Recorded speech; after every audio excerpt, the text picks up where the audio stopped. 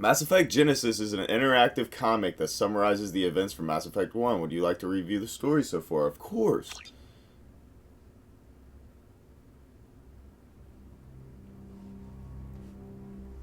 How long's the story? I might put it in here. Just another routine mission. Why do they always say that before a mission? Of course it's routine. You haven't done anything yet. It's everything that happens along the way. The choices you make. The paths you choose. That turn the routine into anything but. Of course, that's how it started. A routine mission. Answering a distress call. And look where that got me. We were testing out the Normandy, Captain Anderson's new ship, when the distress call came in. An Alliance patrol on Eden Prime had been attacked. They'd seen something they couldn't explain. And whatever it was massive. I hit the ground with my lieutenant, Kaidan Alenko. A good kid, loyal, by the book, with a talent for biotics. We came across the lone survivor of the patrol, Gunnery Chief Ashley Williams. A soldier to the core. Tough, disciplined, ready to take on whatever came her way. Ashley joined up with us and took us to the spot where she lost her squad. That's when we saw it. The ship. Like nothing I'd ever seen. It was massive, scorching the colony and everything around it as it blasted away. We followed the path of destruction to an artifact, a beacon left by a long-dead race called the Protheans. The colony had dug it up, and whoever attacked them had tried to take it. Lieutenant Alenko made the mistake of getting too close. Hit him with some type of energy. I grabbed him and threw him out of the way. That's when it hit me. Hard. Every muscle in my body went rigid. I couldn't move. Could barely breathe. Everything went black. And then I saw something. A vision. Dream. A nightmare. By the time I woke up, we were halfway to the Citadel on our way to meet the Council. I was expected to explain what I'd seen. Anderson came along. So did Udina, our political representative on the Citadel. With those two heavyweights, it seemed reasonable we could persuade the Council that the ship we'd seen was a potential threat. As was the individual behind the attacks. The main suspect for the Eden Prime massacre was a Turian Spectre named Saren. He'd been seen by one of the survivors from the colony at Eden Prime, and there was some evidence to suggest that the ship was connected to Saren. But even Udina's pointed accusations weren't enough to convince the Council. They just couldn't believe one of their chosen elite Spectres could be guilty of something like that. They needed proof, which meant I needed proof. Fortunately, I wasn't alone in my search. Garrus, another Turian, wanted to help. A top agent for Citadel security. Despite orders from his superiors that he shouldn't get involved, he told me he was suspicious of Saren and he had some useful leads. More importantly, he was willing to share them. That led me to Rex, the biggest, nastiest looking Krogan bounty hunter I'd ever seen. He turned out to be more than just a brute. It was his intel that led us to a fugitive with incriminating evidence on Saren. The fugitive turned out to be an energetic little Quarian named Tali. A tech expert with a knack for hacking, she'd procured some information on Saren. Evidence that proved Saren was dirty. Tali's evidence proved that Saren was responsible for the massacre on Eden Prime, and the immense warship we'd spotted was in fact Saren's flagship. But it went much further. Saren was trying to find a way to bring back a race of sentient machines from dark space. Machines allegedly responsible for cleansing the galaxy of all organic life.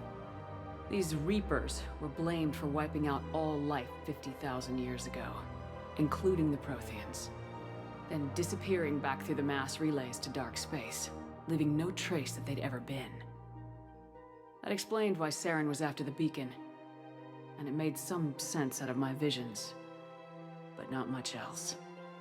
We couldn't convince the Council that the Reapers were a threat, but they agreed Saren had to be stopped. They stripped him of his Spectre status and gave me the honor of becoming the first human Spectre. My first task? Bring down Saren. Anderson decided to stay behind, giving up his ship, the Normandy. He told me I'd need it more than he would. He also pointed me in a direction. Liara. A Prothean expert, adept in biotics, and maybe most importantly, daughter of Benezia, Saren's top lieutenant. And like most Asari, as beautiful as she is intelligent, and born with a unique ability to meld with other species, Liara was able to help me decipher some of the vision the beacon had given me. Nothing concrete, but it gave me some clues. And a new appreciation for the Asari. Her technique for accessing my vision was unexpected, but not at all unpleasant. Kaidan was a little concerned about the connection I shared with Liara. As commander, I knew either relationship had the potential to interfere with the mission. I told Liara about how I felt. Apparently, she felt it too. But we agreed we wouldn't let it get in the way of our mission, finding Saren. Thanks to Liara's help, we had our next lead, Benezia. Saren had taken her to Noveria, where he'd enslaved the queen of a dangerous race of insect-like creatures, the Rachni. He ordered Benezia to use the same technique Liara had used on me to extract information from the Rachni Queen. The Queen's drones were everywhere, and they were not happy. We had to fight through hundreds of them to get to Benezia. By the time we arrived, Saren was gone, with the information. I tried to reason with Benezia, but Saren had indoctrinated her. He had somehow acquired the ability to control people's actions and wills. Benezia wouldn't surrender, and Liara was forced to watch her mother die in her arms. And I was left with an angry, dangerous Rachni Queen to deal with. She claimed her drones would do no harm if I released her. But the Rachni had terrorized the galaxy before. I couldn't do it. I wouldn't doom an entire species for past sins. And the Queen was true to her word. She left and took her army of drones with her. With Saren's top lieutenant dead, he was quickly running out of time and places to hide. I tracked him down at his base on Vermeer, but we soon learned it was more than a base of operations. It was a breeding ground. Saren was breeding an army of Krogan. He'd found a cure for the genophage, a disease inflicted on the Krogan to prevent them from breeding and taking over the galaxy. But the Krogan Saren was breeding were slaves, mindless beasts that obeyed Saren's will. I had to destroy the base and all its research. Rex disagreed, violently. Rex wanted the genophage cure for his people. I tried to convince him to help me destroy it, that these Krogan weren't real. But he wouldn't back down. Fortunately, Rex is smarter than he looks. He realized this wasn't the way to help his people, and that Saren was the real threat. When we finally got to the center of the base, I realized just how close Saren was to completing his plan. He was already in communication with the Reapers. Sovereign, Saren's flagship we'd all assumed was just a ship, was a Reaper. It spoke to me, threatened me. I could feel the menace it had for every living thing. It wanted me dead. It wanted us all dead. And I knew it was capable of doing just that. What I couldn't understand was why Saren would help it. But there was no time to think about it. Sovereign knew where we were. We had to destroy the base and get the hell out. I split my team into 2 squads, sending Ash with one and Kaidan with the other as a distraction. We had a nuke and we planned to use it. Before we could detonate the bomb, Saren showed up. We fought. I stalled him to make time for my team. And in talking to him, I realized the truth. It wasn't Saren who was indoctrinating everyone. It was Sovereign, the Reaper. And Saren was in deeper than all of them. He tried to convince me he was still in control. Said he'd found a way to reduce the Reaper's influence, but he was kidding himself. Or believing the lies Sovereign was telling him. Before I could convince him to stop, he ran, leaving me just seconds to extract my squad mates. I tried, but I wasn't fast enough. I could only save one of them. Kaidan was a good man and a great soldier. But I had to choose. And I chose Ash. That was the last time Saren would slip away from me. I knew then, the next time we met, one of us would die. With my team mostly intact, we chased Saren and his army to Ilos, a long-lost planet that had once belonged to the Protheans. As we prepared for what we knew would be a desperate fight, I spoke to my crew. We were just one ship, against Saren's growing army. I assured them all that despite the odds, We could defeat him. Liara saw through my words. She knew I was hurting after Kaiden's death.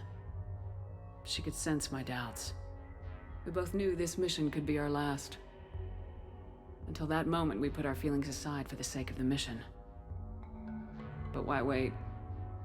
We gave in to each other. And it was perfect. While it lasted. We arrived on Ilos close behind Saren. Once on the planet, we discovered a Prothean databank that helped me put the final pieces of my vision together.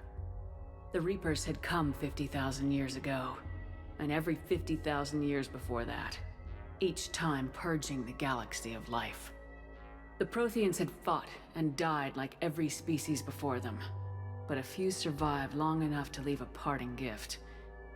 The Protheans had discovered that the Citadel was the key to controlling the mass relays.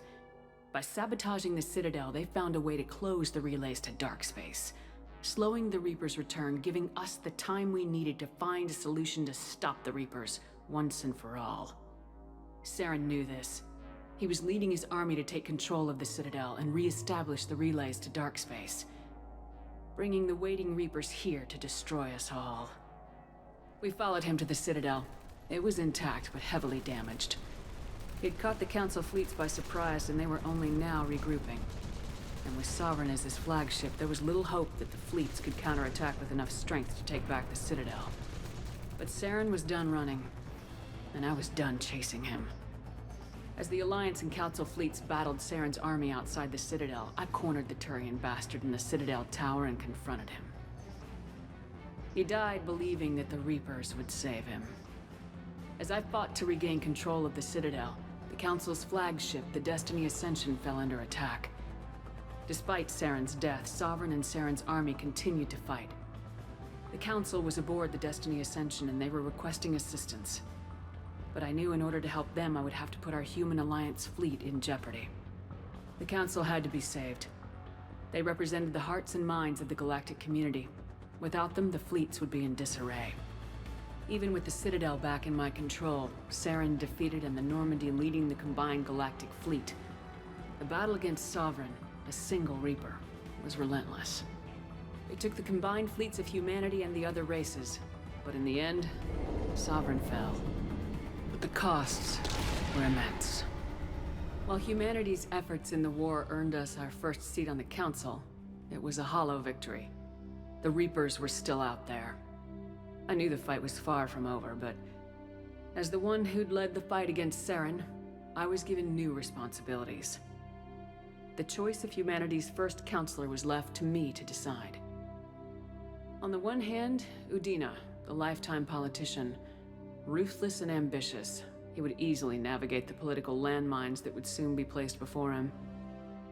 The other choice, Captain Anderson, the career soldier, tough but fair, but a friend, and someone I could trust. Both great leaders in their own right. Anderson didn't want the job, which was a sure sign he'd be perfect for it. No ambition to get in the way. The war was over. The threat had passed. In time, the Council would rebuild itself. The Citadel could be repaired. Even the pain of lost friends would fade. But none of that mattered if the Reapers were still out there. And if they were all as powerful as Sovereign, we had to find a way to stop them. I had to find a way. I gathered my crew, took my ship, and went in search of answers. Officially, the Council would only say I was assigned cleanup duty, routing out any remnants of Saren's army. Just another routine mission